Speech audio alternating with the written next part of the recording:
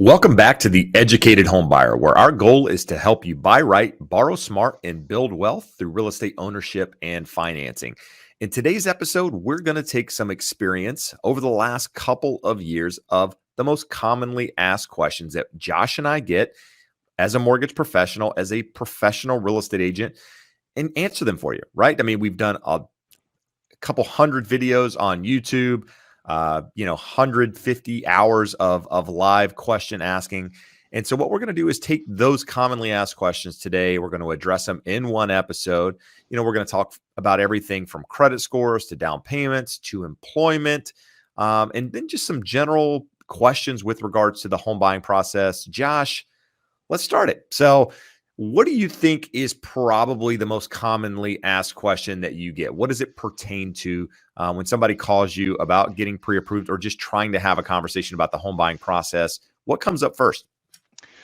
There's a variety of them, but the biggest concern, we talk to a lot of first-time buyers, is my credit score good enough? So the biggest one relates to what credit score do I need to have? Where do I need to get it to get? Is my credit score good enough? Another one is it relates to employment. Here's my employment history. I just graduated. Is that okay? I just switched jobs. Is that okay? So we're going to go through a bunch of them here, but a funny thing, one that people are often concerned about is how long is my pre-approval good for once I get pre-approved. So we've got a lot of them. I would say those are the three most common things related to credit score, or how much money I need, how long I need to have been on my job, and then how long once I finish this process, what does it look like? And many of them pertain to qualifying for a mortgage, right? They might watch a video or read something on an FHA loan, and then they might read something on a conventional loan, and they want to say, hey, well, what credit score do I need for this loan program? What do I need for this loan program? I've got really good credit. Can I do this? I've got really bad credit. Where do I stand? So what we're going to do today is start by talking about credit score. It's probably one of the most commonly asked questions that we get. People tell us their credit score and they say, what type of loan program is good for me, and or that they're looking at a program that they've already kind of set their eyes on, going, okay, what do I need in order to qualify for that program? So Josh, let's talk about bare minimum. If you want to buy a house, what is the minimum credit score that you need to do it? And then maybe we talk about, how that credit score impacts everything throughout the process and why credit score is so important. Give you the short and easy answer. Government loans, FHA, VA, 580 is sort of the magic, but you can have issues if you're as low as 580. So in reality, you can go as low as 500. They don't have minimums on that, but once you get below 580, they start requiring more of a down payment, and it's just harder to qualify. You're far less likely to get an automated approval. Without the automated approval, it's now a manual underwrite. Manual underwriting guidelines are tighter, more restrictive, lower debt to income ratios. So I always tell people, think in terms of 580 being your minimum. Practically, you want to be above 600, 620, and to start getting good terms on a government loan, you want to be above 640. About half of lenders won't do a loan below 640, even though FHA and VA allow it. But those that do are going to get a premium for it. So you're already in a situation where you're likely to have to go to a lower debt to income ratio because the possibility of a manual underwrite, and we're giving you a higher interest rate because of the additional risk you represent to the lender. So even with FHA and VA, I would shoot for a 640. On the conventional side, 620 is the number. And we had a change here in the last 6 to 12 months that if there's two borrowers, we can average out the middle of them. They're going to qualify and price you off of the lower borrower. But if there's two borrowers and one has a higher credit score, you can average those numbers. But it also does come back to the automated approval, has to still approve with those. And it's pretty rare. I've had one or two of them come up where we have one borrower under a 620 where we've been able to get an approval. But long way of saying, what I like to tell people is, don't just Google things or watch a YouTube video and go, this is the answer. there's an answer, but then there's a lot of gray in there. You do really want to talk to a lender who's looked at your credit, a recent credit score, preferably had access to run it through an automated underwriting system and give you a little better feedback than just what the guidelines say. And it's important, right? I mean, we often talk about, on the videos online and on here about working with a professional, talking to different people. Is it possible for someone to get turned down? I mean, this is a question I have, maybe not even a commonly asked question, but is it possible for someone to get turned down by, say, a bank and then come to a broker, and then the broker is actually able to get them approved because that bank didn't have access to programs that facilitated lower credit scores or different guidelines? 1,000%. And probably the best example I have this year is 3 separate borrowers who wanted to buy new construction. As you guys all know, builders are going to require you to pre-approve with their lender, and their lender told them you don't qualify. We got all 3 of them qualified. 2 have already closed. One's going to close here at the end of the month. Actually, 2 of them are closing here at the end of the month. And a little bit of it was overlays for those lenders, and another chunk of it was just the experience of the loan officer.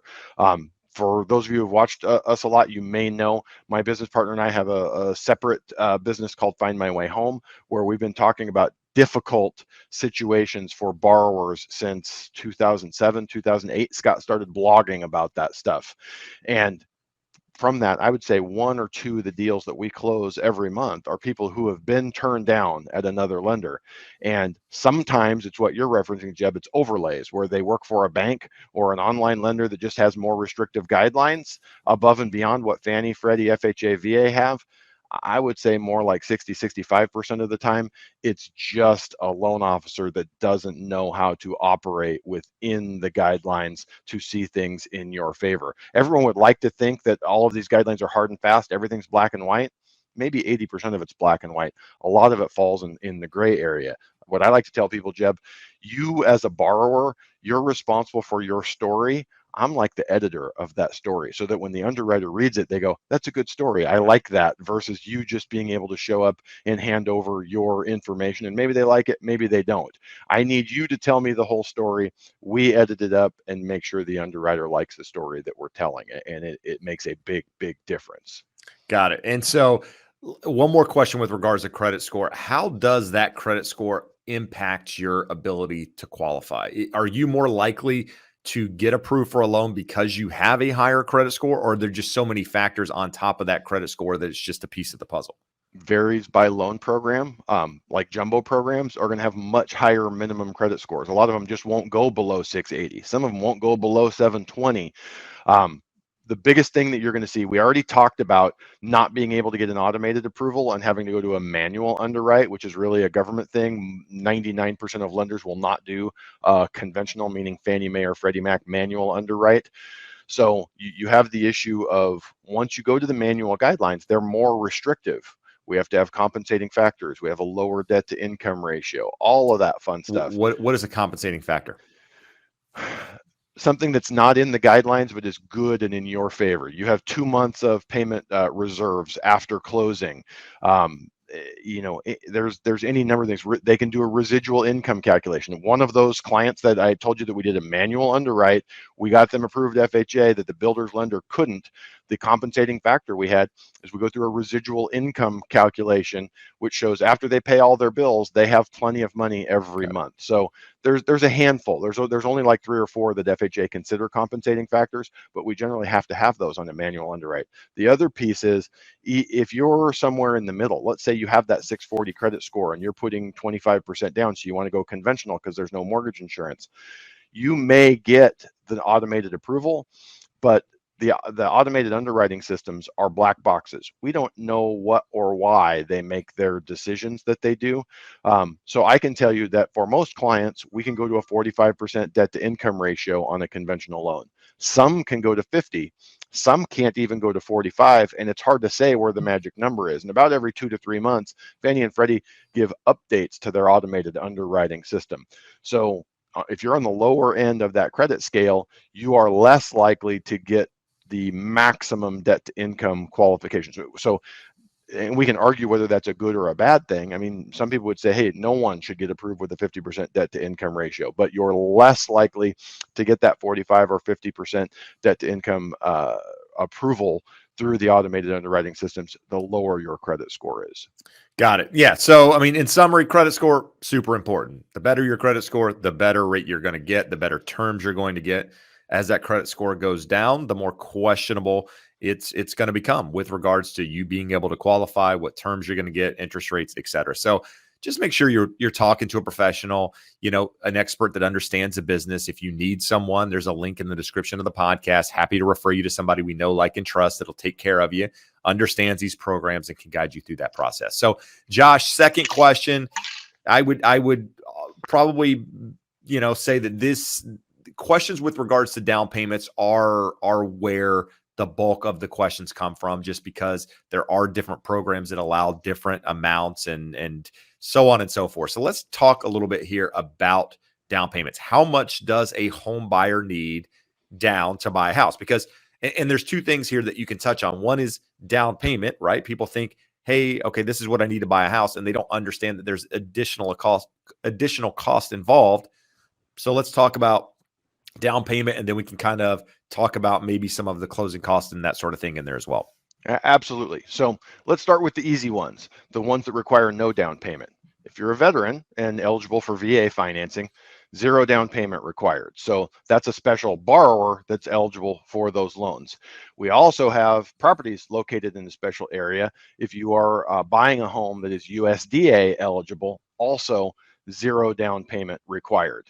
Those are really the only two, other than down payment assistance programs, where you're actually making a down payment, but you're getting assistance to make it. So now let's roll over FHA. Super simple and straightforward. Minimum 3.5% down. You can put more down, but there's not much of a benefit. You're going to pay very similar mortgage insurance. The standard mortgage insurance on an FHA is 0.85%. If you put 5 or more percent down, it drops to 0.80.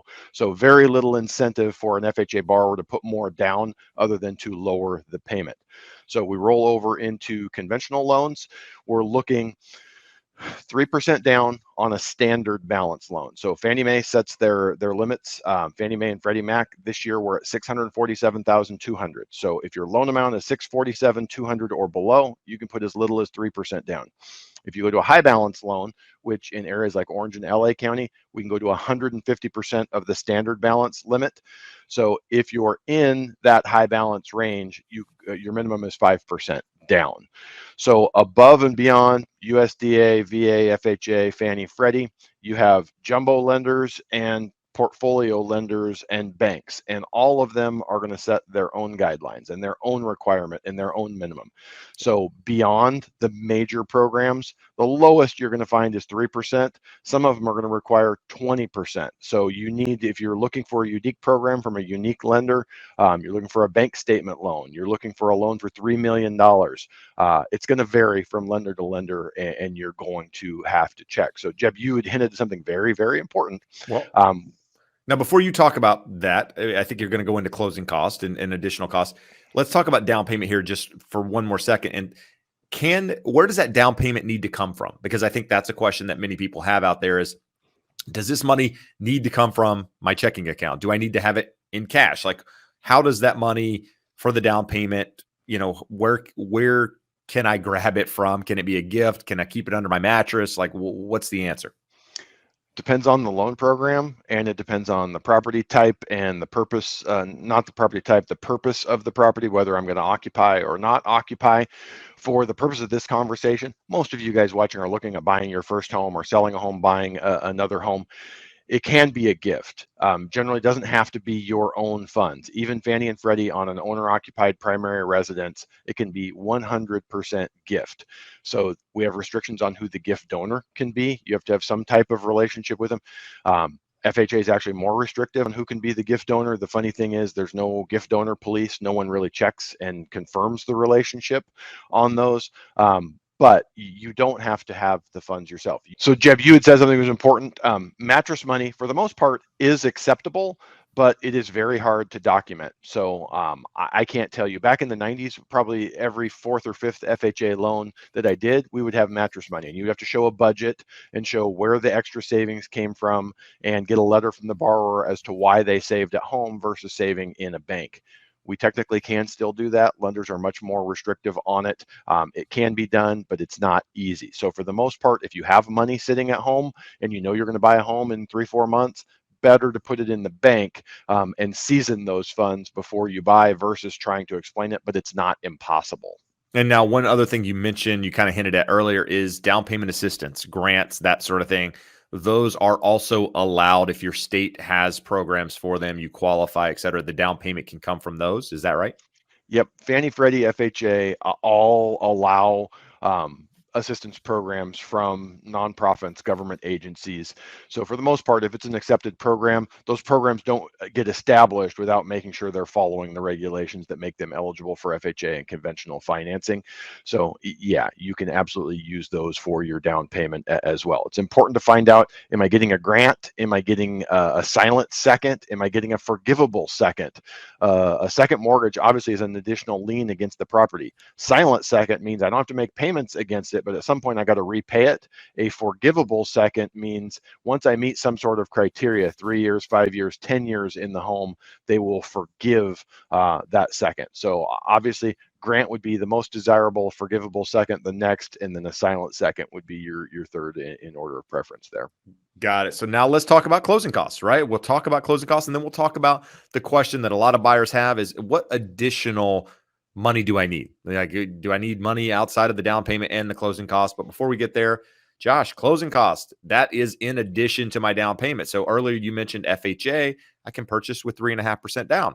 So let's say I have the 3.5%, and that's all I have. Am I still an eligible home buyer, or do I need additional funds? Now we're going back to a couple recent episodes here. We can get seller credits, we can get lender credits, we can get people in with just the down payment. And that's every loan program. So VA loan, zero down payment. You may say, I've got no money. So we can get a lender credit to cover all your closing costs. Seller can cover all of your closing costs, and that's true for conventional and USDA as well. So how much do I need to be prepared with? And I always like to lead with this one because I get people that call me all the time and says, well, I heard that closing costs are supposed to be like 1.5 to 2.5%, and I've got this exorbitant number that the lender gave me. There's closing costs and there's prepaids. So the prepaids are amounts to establish your impound account. What in the world is my escrow impound account?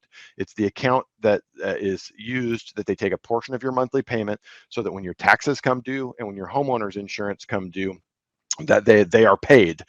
So you're not having to pay your taxes once or twice a year. You're not having to pay your insurance when it comes due.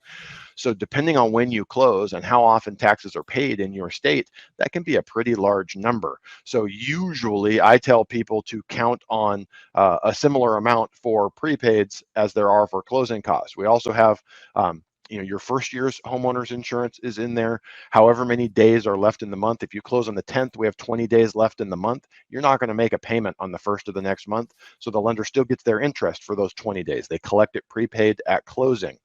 So for us, California is pretty easy, and this varies from month to month. But for us, we do most of our loans 0 points.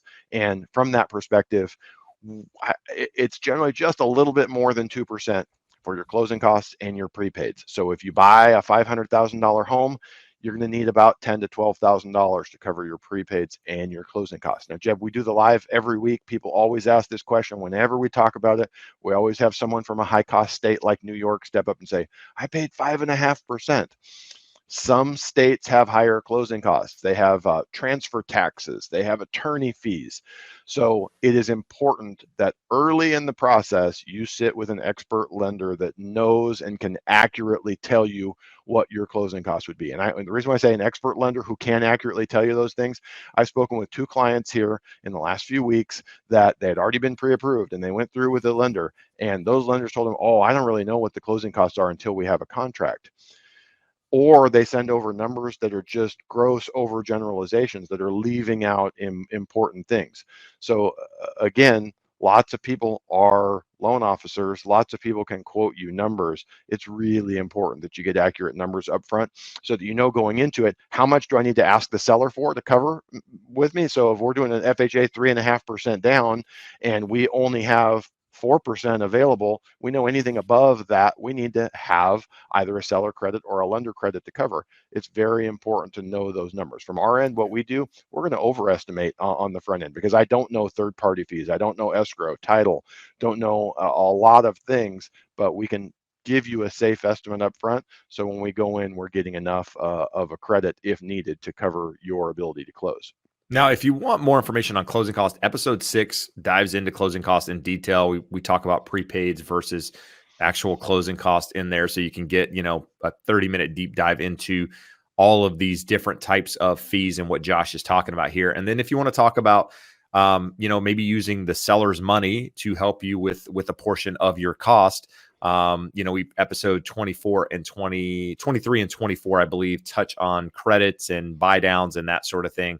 So check those out and, again, become more educated on the process. So Josh, what other money do I need? Right? I got my down payment. I got my closing costs. Is there anything else? Do I have to have money in the bank when the lender looks at my loan and they say, well, you're spending everything you have to buy this house? Is that something they say, or am I okay with not having money in the bank? For the most part, all of the loan programs that we just discussed, VA, USDA, FHA, Fannie Mae, Freddie Mac, they will let you close with no reserves. If you have lesser qualifications, you may need to have reserves to get an automated approval. If you're buying an investment property, now we're generally into the position where Fannie and Freddie are going to look at wanting reserves for the current property, the other properties. If you're looking at a jumbo loan or a portfolio loan, or included in the portfolio loan, if you're looking like a bank statement loan or a debt service coverage ratio loan, most of those loan programs will have reserve requirements. And if they require reserves, low end is 2 months, high end is 12 months. Occasionally we'll see for like a super jumbo loan, you want a $5 million loan, they might want 18 or 24 months of PITI, so your total monthly payment in reserves. But for the most part, 2 to 3 months, 6 on the high side, unless you're getting a really big loan or you have a lot of investment properties, you shouldn't get into much more than that. Employment. Let's talk, what do you need, right? Some of the questions we get are, I just got a job, or I just got out of college, or I haven't worked in 6 months, I'm on disability, whatever it is. So let's start there and help our audience become educated homebuyers. So this one's interesting. The internet is super cool for stuff like this. People that want to educate themselves can search and find articles. They can find YouTube videos. They can find podcasts going through all of this stuff. But what I find is when you try and find the answer and you're not in the business, you get an answer that's not necessarily a wrong answer, but not the answer that applies to your specific situation. So everyone kind of knows, in air quotes there, that you need a 2-year work history. But there are a number of exceptions. There are times when gaps of employment are okay and times when they are not okay. And coming off of COVID, where a lot of people had work disruptions in 2020 and some even into 2021, there's some flexibilities around that. So kind of to give you a big overview, why doesn't a lender want a 2-year work history? Because they want to know that you have a steady, stable income and ability to stay employed. And if you're self-employed, it's even more important because you're not guaranteed a paycheck every month. And not even just self-employed, a lot of people have variable income. What's variable income? Overtime that's not the same every month, commissions that depend on how much you sell, bonuses that may be on performance or company performance. Those things are variable, and we need a history to know what they look like over time versus just what they were last month. So what are some of the most common exceptions to needing that 2-year work history? One that we get a lot is Family Medical Leave Act. We used to say maternity leave, but now I have a lot of fathers that take that leave time, and that's totally acceptable, whatever amount of time that you take. What we do in that situation is we look back and we get a 2-year work history back before the gap. So let's say a mother takes 2 years off, the first 2 years with her child. She's been back to work for 2 weeks, but we can show that for 5 years or 2 years prior to taking the leave, we had the work history and we've gone back to that job. We can absolutely use that income. So family medical leave is a super common one. Let's say for any reason that someone had a period of time off of work. COVID was common. Someone, employer hard hit and they just furlough everyone for like 6 months. So we have a 6 month gap of employment. If we get back on the job, the big one that has an issue with that is FHA. FHA requires us to have a full 6 months on the job. I'm going to say other programs like jumbo loans or maybe portfolio lenders that are writing their own guidelines, not selling to Fannie Freddie, could also require a period of time like 6 months on the job. But if we're back on the job with a Fannie Freddie loan, that gap can be acceptable. And a lot of it, again, comes down to, do you have a fixed income, meaning a salary or an hourly rate at 40 hours, looked at very differently than variable income with those gaps. So with all that said, Jeb, probably the last one, the one that does come up a lot of people have gone back to school, finished a degree. We have folks that are just getting out of school and wanting to buy, their parents want to help them buy. Your degree certificate, it doesn't have to be college. There are programs that require certificate, apprenticeship, things that you are being trained to generate the income. That can be your work history. So if someone graduates college in June and they get a job in July and they want a loan in August, hey, I've only have a 1 month work history. Well, that 4 years in college or even 2 years with an associate's degree can be the 2 year work history. So again, when people try to educate themselves and jump online and check that stuff out, a lot of times they'll find a hard and fast answer, which a lot of this is a gray area, and it comes down to how you can package it and which loan program you're going to go with in that situation.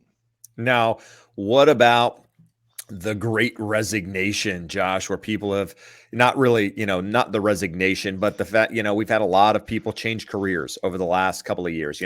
My boss is mean to me. I don't like working for him. I'm going to go become self-employed, or I don't like this job anymore. I'm going to go do this. So how does that relate? Because what my understanding is in employment, you need something that's in the same line of work. So I can't go from being a mortgage loan officer to being a personal trainer or a barista at Starbucks because I like talking to people and then, qualify for a loan. Or am I wrong in assuming that, or is that some truth to Again, that?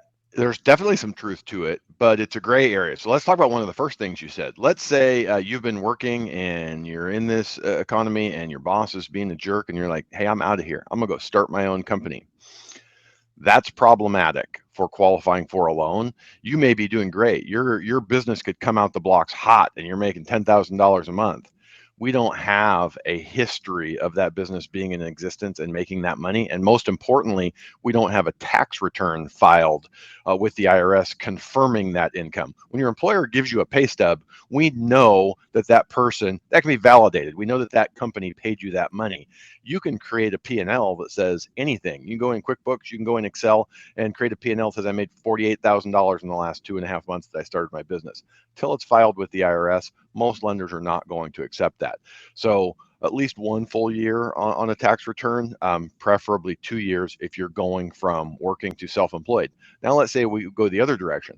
We have someone that they had a job, they're a CPA, and they decide, I'm going to go start my own practice. And they're just not good at drumming up business, very great at doing taxes, not great at drumming up business. So they're not making enough money, and they decide, hey, I'm going to go take a job with the CPA firm across the street, and they're going to pay me $100,000 a year salary. We can use that immediately. You're in the same line of work. You gave up the self-employment because you weren't good at it, and now we have a salaried job with a committed income from another business. We can use that. So remember, it's always okay to go from self-employed to employed, as long as it's a fixed income and not variable income there. But going the other direction from employed by someone else to self-employed is an issue. Now, you had brought up something totally different there. If you're in a line of work, use the example of mortgage loan officer, not as many refis this year. They decide they're going to go become a personal trainer. Might be okay, might not be. Let's say that personal trainer is paid by the session. They're employed by 24-hour fitness. They get minimum wage plus however many sessions they book. That's variable. We don't have a history of it. We don't know how many sessions they book. That would be problematic. Let's say that mortgage loan officer who's in sales now goes over and they get a job at the car dealership and they're in sales.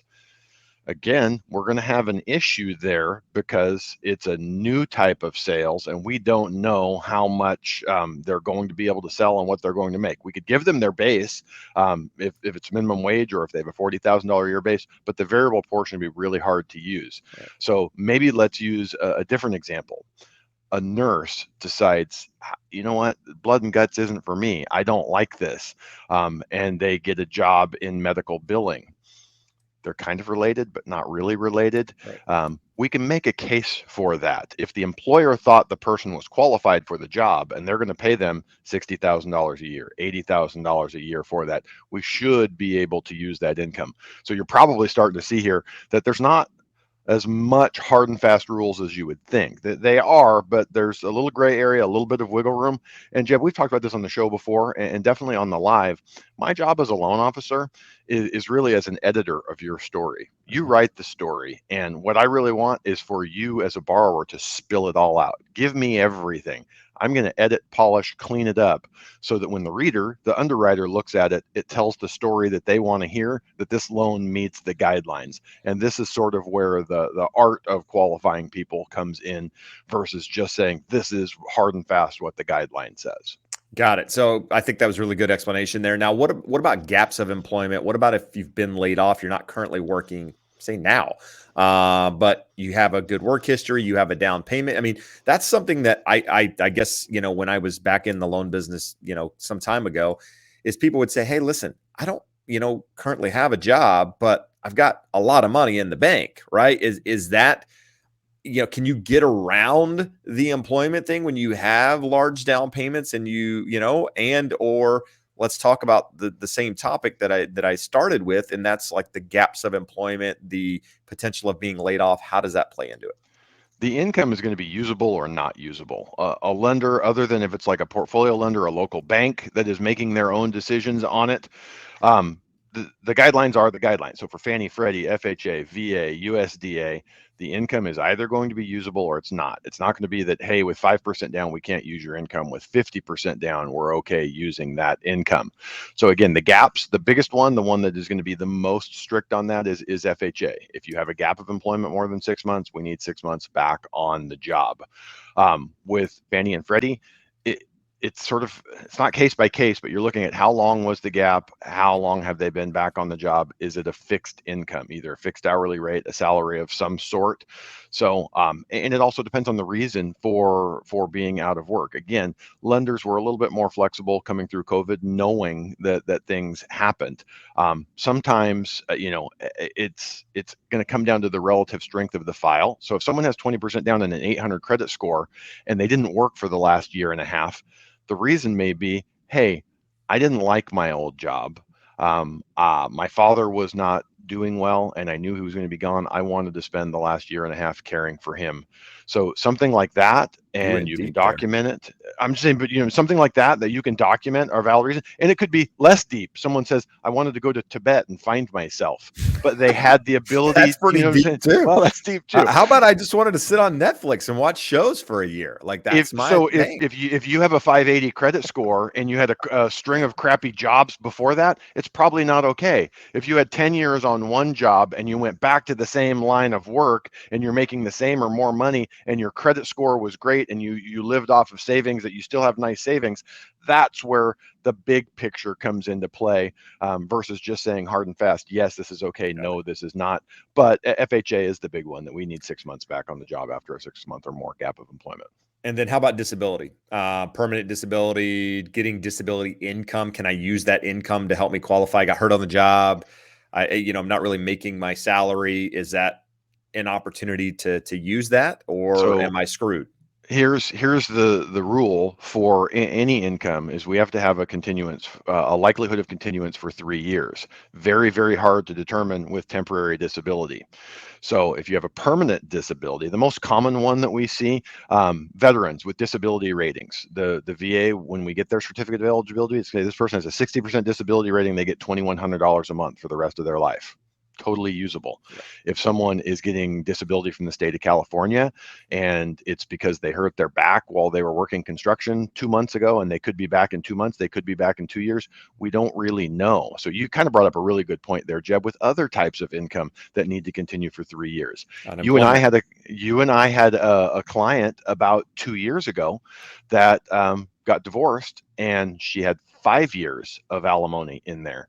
So it was about a year after the divorce that she bought. So we were cool. We had 4 years left. But if she had come to us a year and a half later and we had 2.5 years, we wouldn't have been able to use that income to qualify her. I have another client that we did a refi for a few months ago, and she's wanting to refi out of that FHA loan to get rid of mortgage insurance because her credit scores have gone up. But one, she has 3 kids. One, we couldn't use the child support for in the spring because they were 16 and we only have 2 years left until they turn 18. Another one is going to be over 15, and we're going to lose that here in the next 3 or 4 months. So despite the fact that rates are higher, there's some urgency for her to make that move. So things like that, we want to know that they're going to continue for 3+ years. It could be a simple, crazy example. Someone wins the lottery and they get the 20-year annuity payout, but there's only 2 years left on it. We can't use it. If there's 5 years left, no problem. And this may sound crazy to you. We're talking about a 30-year No, loan. yeah, right. You know what I'm saying? We're talking about a 30-year loan, and they only require the likelihood of continuance for three years.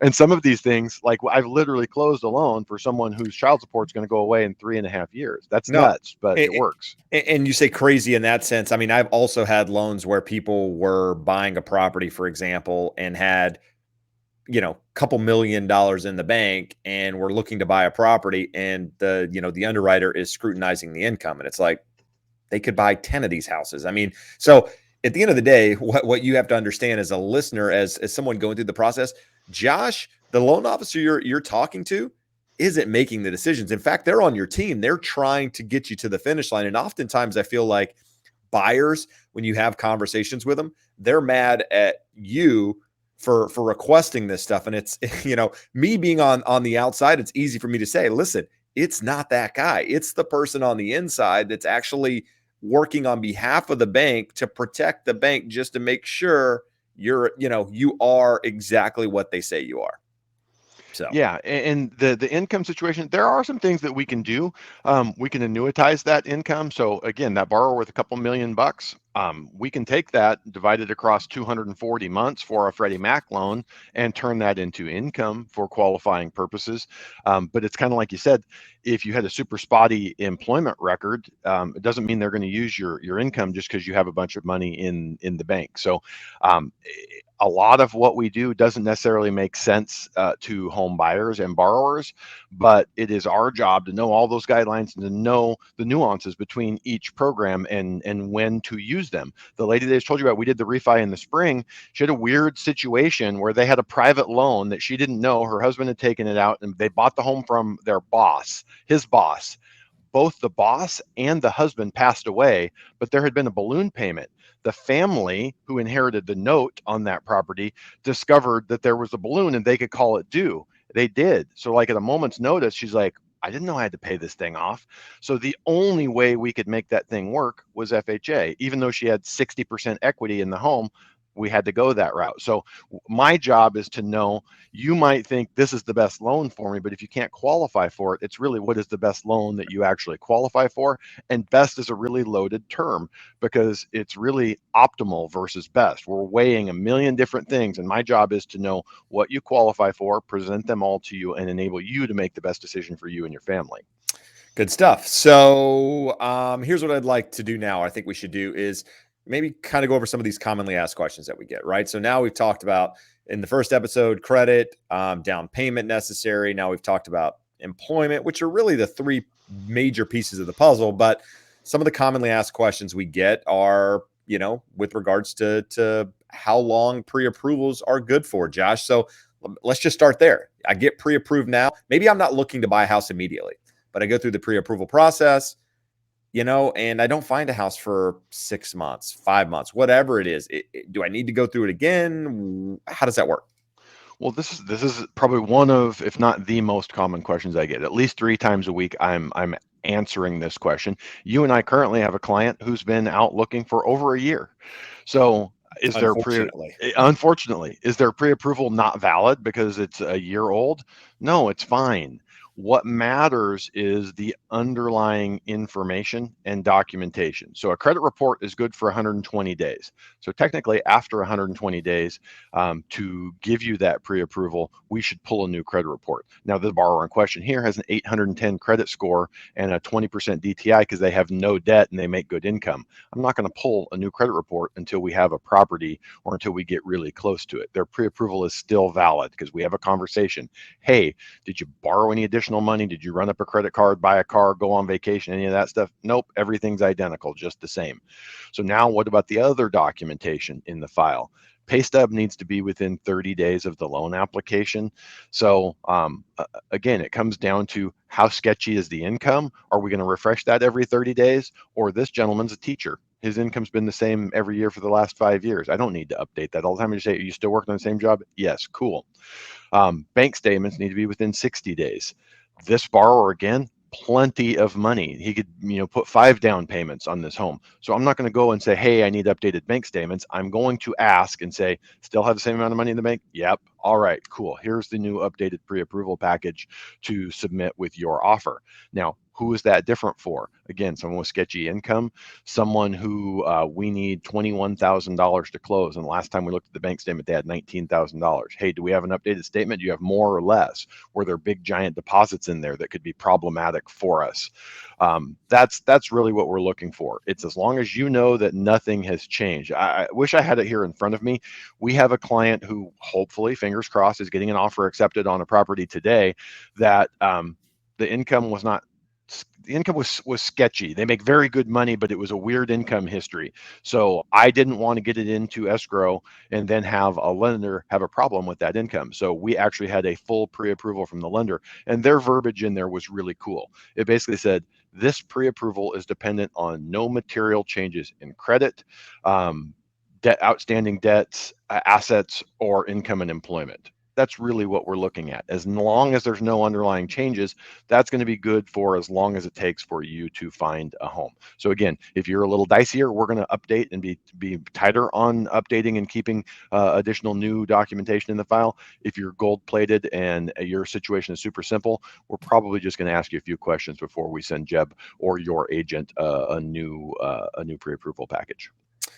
With that, is it ever too soon to start that pre-approval process? I mean, I would say this, right? I mean, I think Josh, in talking to people, you as a potential buyer need to know some things your own. You need to know that you have some money in the bank, that you need to know that you have some credit. You need to know that you're employed. I mean, you can't just not have any of this stuff and call and expect a pre-approval or what have you. So let's assume that you kind of have the things that we've discussed in the last 2 episodes here. Is there a time too early to start that? I don't think so. People will tell me, hey, I think it's too early for us to get pre-approved. I don't want to waste your time. It's never a waste of my time. We're building a relationship that whether you close on a home in 30 days or like the client we were talking about in a year and a half, that's a relationship we're going to have. And that's going to be the first transaction. Hopefully, we're going to do 5 more across your lifetime. So is it ever too early to start that? No, that's from my perspective. It's never a waste of my time. From your perspective, as a borrower, potential borrower, why is that not a waste of your time? That is not a waste of your time because you're going to get a bunch of additional information. There's 3 primary things that the pre-approval gives you that you want to know. What is my maximum purchase price / loan amount? How much money do I have to have? So you know if you have it or how you can go get it. And what is my monthly payment? And do I feel like I can afford it? We talked about this before, Jeb. People always ask me, well, how much can I afford? Got no idea what you can afford. I can tell you what you can qualify for. So when we finish that pre-approval, I'm going to tell you, here's what I can qualify you for. When you look at that, you're going to say, yes, I have that much money. Yes, I can afford that monthly payment. And yes, I can find homes in that price range in the areas that I'm looking at. For me, on my end, I want to see that credit report so that we know where the credit scores are to give you accurate terms when we're projecting what that monthly payment's going to look like. But we're also going to look, is there anything in there that could be problematic for us that we can start working on now? Is there anything in the employment history that could be problematic that we can be working on now? That's the thing. So even if you're 6 months out, I say let's do the pre-approval now, knowing that we're going to have to get a new credit report. We just talked about that credit report is only good for 120 days. We'll have to update documentation. We'll have to get a new credit report.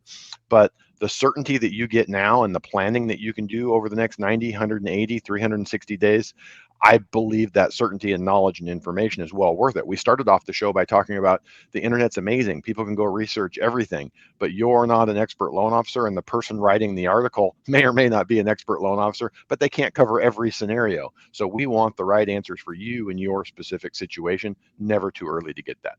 And one thing you mentioned there, I think before we wrap this up, running credit. I think one of the misconceptions I've heard many, many times over my career is, in shopping lenders and talking to multiple people and getting pre-approved now and then getting pre-approved again in 6 months because, I didn't find a house or whatever, you having to rerun my credit, it's going to affect my credit score. Is that true? Is it not true? How does that work? So for borrowers with good credit, 700 and above, we're talking a 1 to 3 point hit to credit for having that inquiry, and it will go away over time. Where inquiries get this bad rap of banging someone's credit score is people with lower credit scores who are maxed on their credit, who are going out and have 10 inquiries on credit cards. They may or may not be taking them out. They may or may not be opening these new accounts. That stuff can have a pretty big impact. A mortgage is looked at differently than revolving debt, and everything in your credit file goes into that. So I will ask my clients, what do you expect that credit score to look like? And if they say, oh, it's going to be about 625, 630, we're going to think twice about pulling that inquiry if they're further off in the future. We can do a soft pull. A soft pull will give us a simulated credit score. It'll allow us to see what's on there.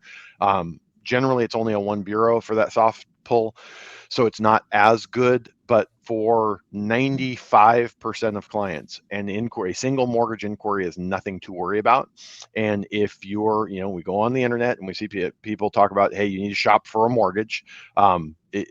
It's a very good way to make sure you're not getting taken advantage of. It's not the most important thing. We can go through this in another episode, that shopping for the lowest rate is a recipe for getting yourself in trouble when you prioritize just the rate. But shopping can be good, just so you know what the range is, that you're getting the right answers. And with that, you have a 45-day window to pull as many mortgage credit reports as you want. I would keep it definitely under 30. And if you're trying to compare numbers, get them all on the same day.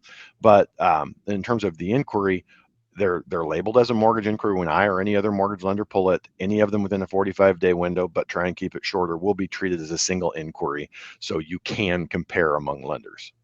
Good stuff. So hopefully, if you're listening, this information was helpful. If this is the first episode you're listening to, again, I'd ask you to go back and check episode 25, where we discussed the first part of this series of commonly asked questions. And if you're listening to this, you need a lender, you're anywhere in the United States, and you want to talk to a lender, go through that pre-approval process. There is a link in the description below. Somebody that we know, like, and trust can guide you through that process. And if you like what we're doing here, you like the content, what I'd ask is that you rate and review us. Wherever you listen to us, it does help. It helps more people get, the information, helps more people see us, and we appreciate that. And lastly, I'd ask, if you have questions, things we didn't address, you want to talk to Josh or I, there are emails also in the description, and we're open for content ideas as well. So we appreciate you being here. We, appreciate all the support. We will see you very soon. Adios.